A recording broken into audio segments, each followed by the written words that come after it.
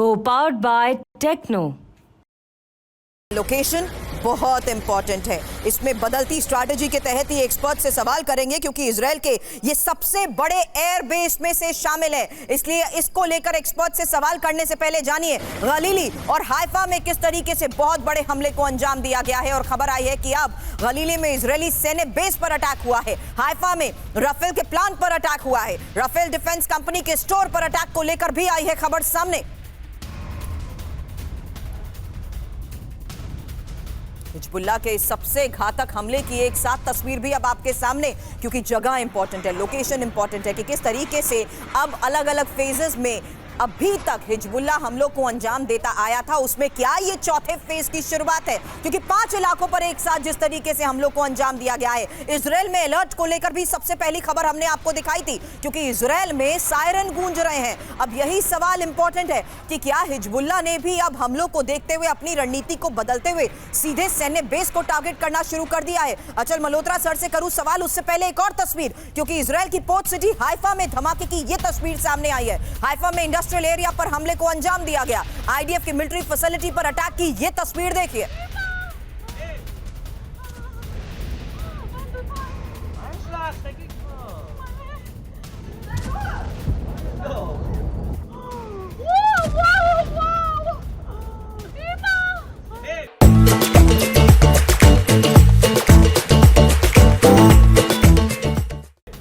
तो हिजबुल्लाह के बदले की खबर जानिए, क्योंकि इजराइल पर हिजबुल्लाह ने जिस तरीके से नॉन स्टॉप हमले करने शुरू कर दिए हैं उसकी लगातार तस्वीरें सामने आ रही है। हकीकत यह है कि हिजबुल्लाह ने 12 घंटे में 4 से ज्यादा फेजेस में हमलों को अंजाम दिया है। हिजबुल्लाह ने अब तक 400 से ज्यादा रॉकेट दागे हैं। हिजबुल्लाह ने इजराइल के एयरबेस पर मिसाइलें दागी हैं। हिजबुल्लाह ने इजराइल के 5 इलाकों पर सीधे अटैक को जिस तरीके से अंजाम दिया है, उसी के बारे में अचल सर सवाल आपसे, क्योंकि अभी तक लग रहा था कि जिस टेक्निक और जिस स्ट्रैटेजी के तहत हिजबुल्लाह की कमर तोड़ने की इजराइल ने कोशिश की, यहां तो क्या हिजबुल्लाह की भी फुल स्केल वॉर की तैयारी है?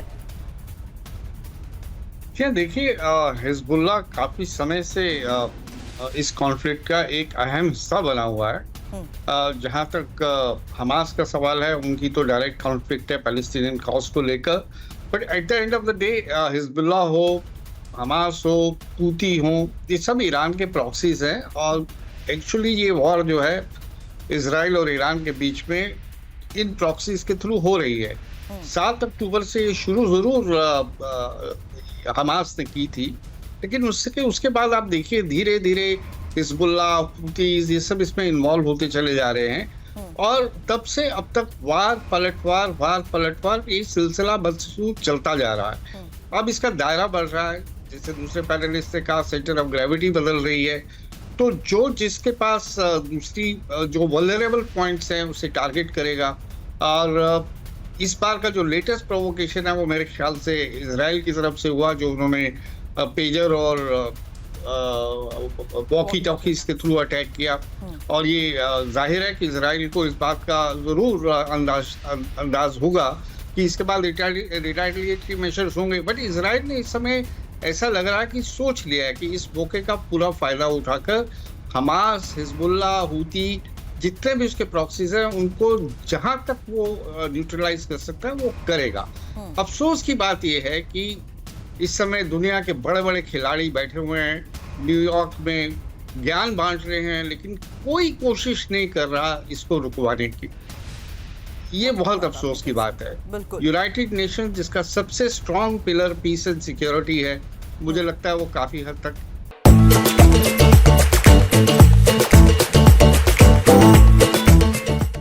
इन कोशिशों में फेल या नाकामयाब हो चुका है।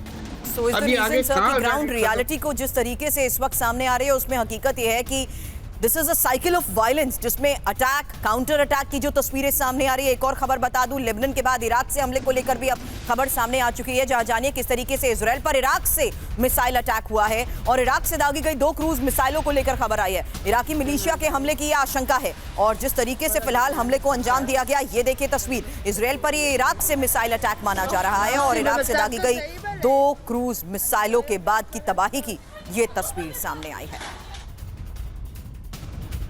हालांकि एक बड़ा सवाल, क्या बड़ी जंग के लिए इजराइल पूरी तरीके से तैयार है? एक्सपर्ट से इसके बारे में करूं सवाल, उससे पहले जानिए हाई अलर्ट पर इजराइल की हेल्थ केयर फैसिलिटी बताई जा रही है। हाइफा में रेडी मोड पर रामबाम हेल्थ केयर कैंपस बताया जा रहा है, कई अंडरग्राउंड ट्रॉमा वार्ड भी बनाए गए हैं, यहां तक कि अंडरग्राउंड का पार्किंग में मेडिकल सुविधाओं को लेकर भी तस्वीरें आई हैं सामने।